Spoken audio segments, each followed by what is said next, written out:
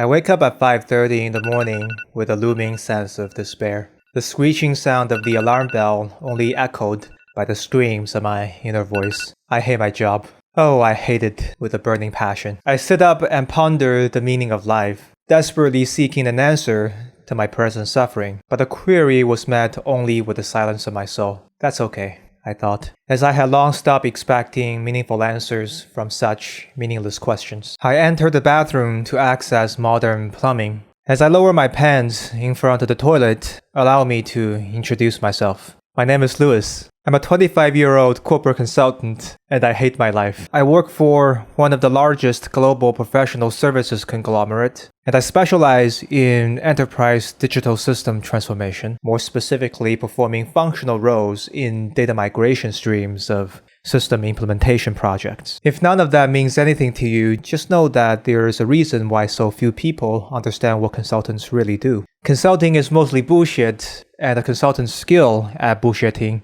is correlated with their income. After using modern plumbing, I come to the kitchen and make myself precisely 2 cups of liquid. A cup of water mixed with creatine and a cup of coffee. It's important I do these things now because there will be no opportunity to get water or use the bathroom in the next 4 hours. At precisely 6 a.m., I sit down on my ergonomic chair in front of my dual-monitored extra-large motorized standing desk, with my bladder emptied and my cups full. I put on my headphone and proceed to sell my soul to corporate America. I start my days with meetings and usually end my days with them too. Meetings are antithetical to productivity, which is why I have so many of them. By noon, I receive an org-wide email in which management explains that our firm had just completed another round of layoffs due to bad market conditions. At the end of the email, it says something along the lines of, "Although time is tough, we will get through this together as a family, blah blah blah." I open Microsoft Teams to check which of my friends got laid off,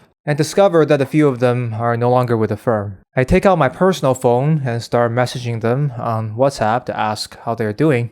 But I mostly feel envious of them. I wish I was the one who got laid off. I know something is wrong the moment I start envying people who got laid off, but then I have known that something was wrong for a long time. In the afternoon, I noticed a few more messages on my LinkedIn from university students asking for advice on how to get into consulting. I have quite a large backlog of these messages now, most of which are left unread. I don't know what to say to them. I was once in their shoes, full of hope and excitement for a bright future in the world of consulting. Now I'm just empty. Not in a spiritual way, but in a jaded, pissed off, burnt out kind of way. What have I become? My sweetest friends. If I'm lucky, I get to stop working for a bit at 4, which leaves me some time in the day to go see Jim. Jim is one of my best friends. He has always been there for me ever since we met about 2 years ago. And seeing Jim somewhat regularly is probably one of the few things keeping me from jumping off a building. After seeing Jim, I decide to go to therapy on my way home.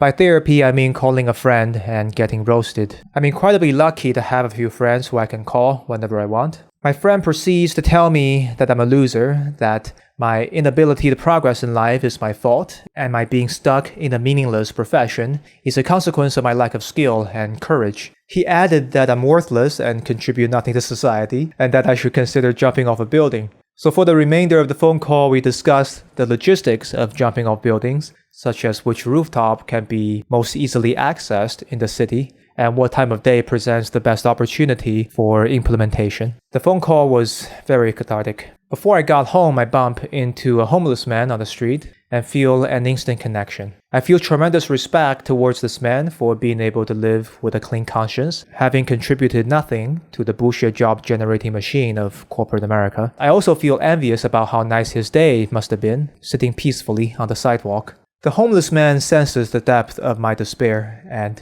probably feels sorry for me, so he handed me some change, which I appreciated. I know something is wrong the moment I start envying random homeless people, but then again, I have known that something was wrong for a long time. After I get home, I eat, shower, and take a shit. Sitting on the toilet, scrolling my phone is a highlight of my day. I might take a nap if I have time before 9 p.m. when I sometimes need to start working again. Some members of our development team are located halfway around the globe, so occasionally I need to get on meetings with them at night to deliver information they need to complete their work during their day. If I'm lucky, I get to go to bed before 10 p.m. As I close my eyes, a rush of anxiety washes over me. I lie still and try to practice non-duality meditation, attempting to turn my attention upon the self, to discover the illusory nature of the self, whatever that means. Apparently, this helps me disidentify with my suffering, although I'm not sure if I ever managed to do it successfully. Sometimes bouts of depression also arise in the darkness behind my closed eyes.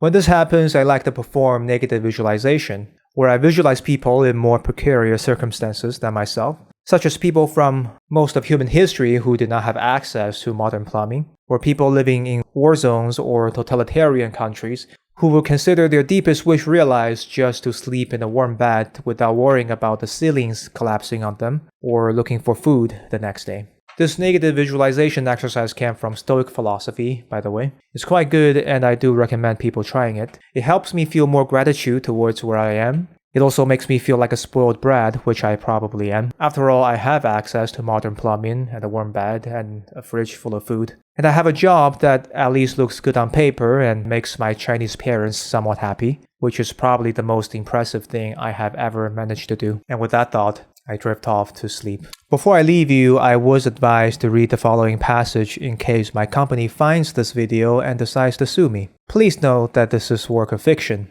It is not meant to represent any real events, people, or business entities with accuracy. Any resemblance to actual event, persons, or business entities is purely coincidental.